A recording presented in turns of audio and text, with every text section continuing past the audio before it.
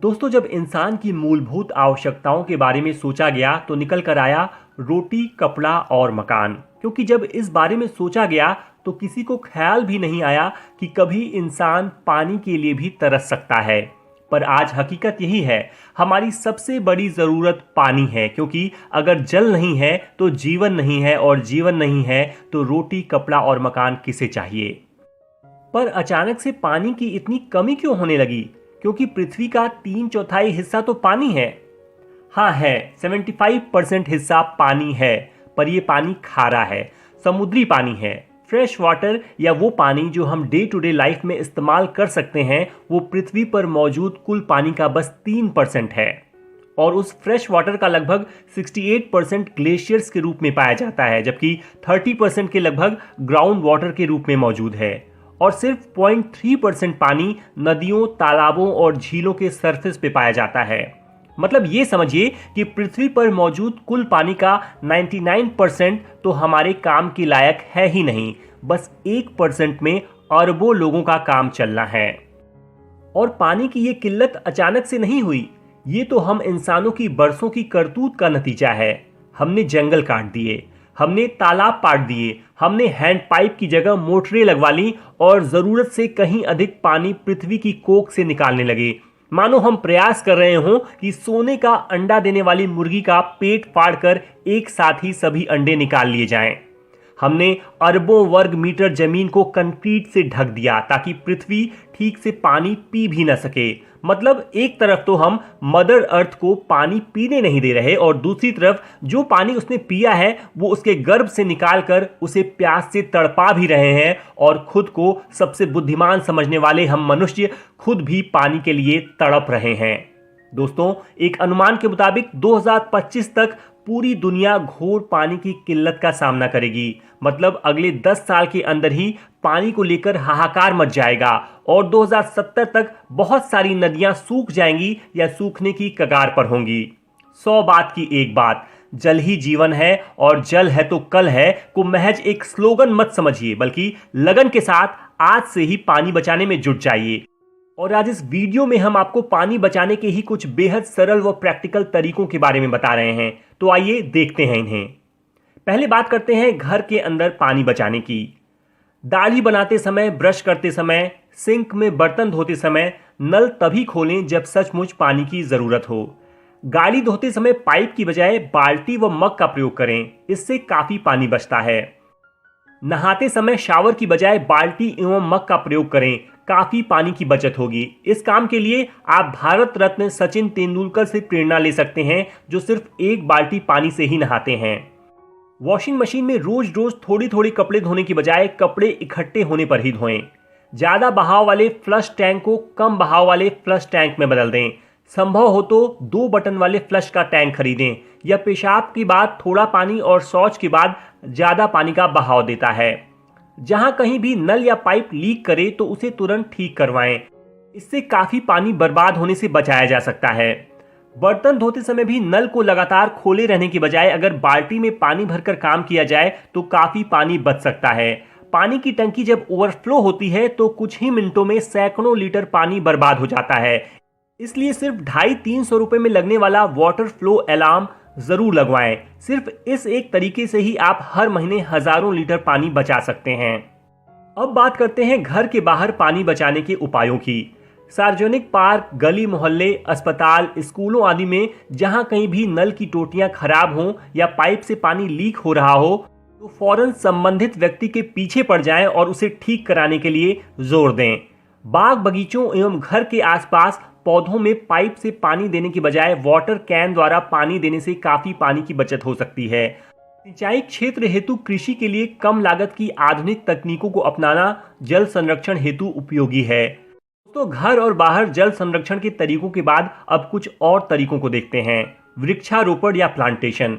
वृक्ष हमारे अभिन्न मित्र हैं। ये हमें छाया, फल, लकड़ी प्रदान करते हैं और जमीन के कटाव को रोकते हैं। बाढ़ से सुरक्षा करते हैं। जहां ज्यादा वृक्ष होते हैं वहां अच्छी बारिश होती है, और इस बारिश से नदी नाले भर जाते हैं और पानी की कमी नहीं हो पाती। इसलिए लगातार वृक्षारोपण करते रहना चाहिए।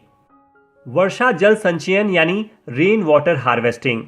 हम लोगों की अकेली यह आदत ही जल संरक्षण हेतु मील का पत्थर साबित हो सकती है।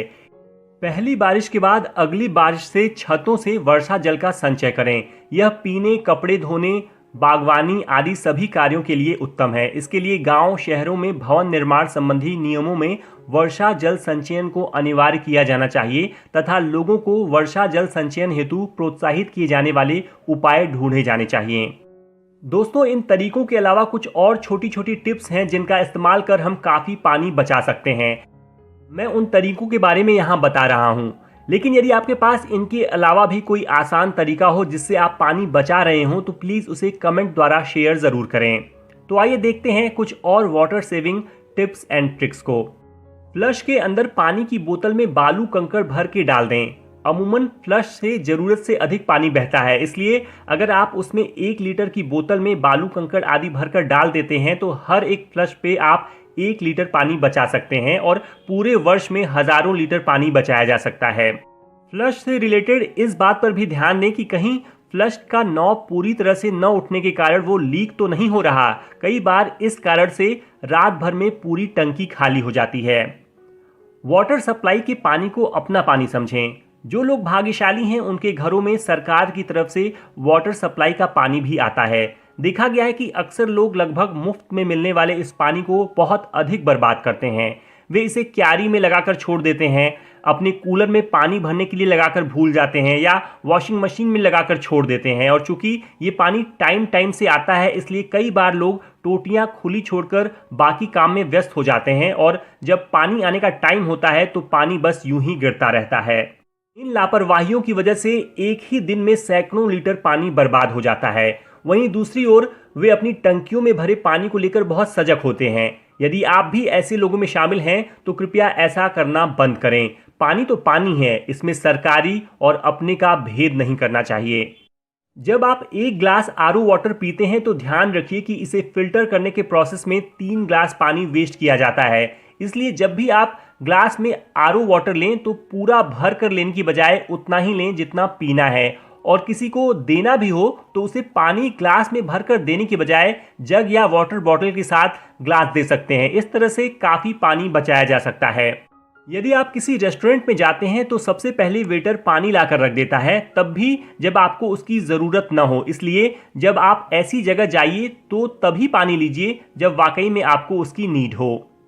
आरओ मशीन या एसी से निकलने वाले वेस्ट वाटर का उपयोग करें।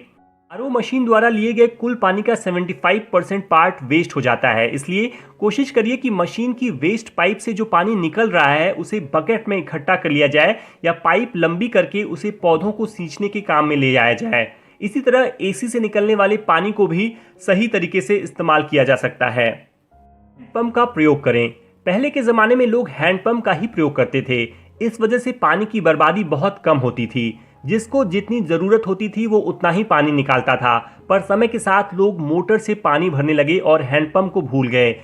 यदि आपके यहाँ हैंडपंप लगा ही न हो तो कोई बात नहीं, लेकिन अगर लगा है और बेकार पड़ा है तो उसे ठीक कराकर कभी कभार प्रयोग करें। अच्छा होगा अगर हम इंटेंशनली हफ्ते का 1 दिन सिर्फ हैंडपंप यूज़ करके पानी निकालें। ऐसा करने से कम 1 दिन हम सिर्फ उतना ही पानी निकालेंगे जितनी की हमें सचमुच ज़रूरत है। सब्जियां, फल किसी बर्तन में धोएं। कई बार लोग सब्जियों और फलों को रनिंग वाटर से धोते हैं।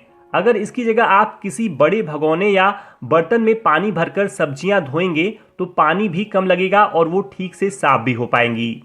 वॉश बेसिन का फ्लो कम कर दें। वॉश बेसिन के नीचे भी पानी कंट्रोल करने के लिए एक टोटी लगी होती है। अक्सर वो पूरी खुली होती है।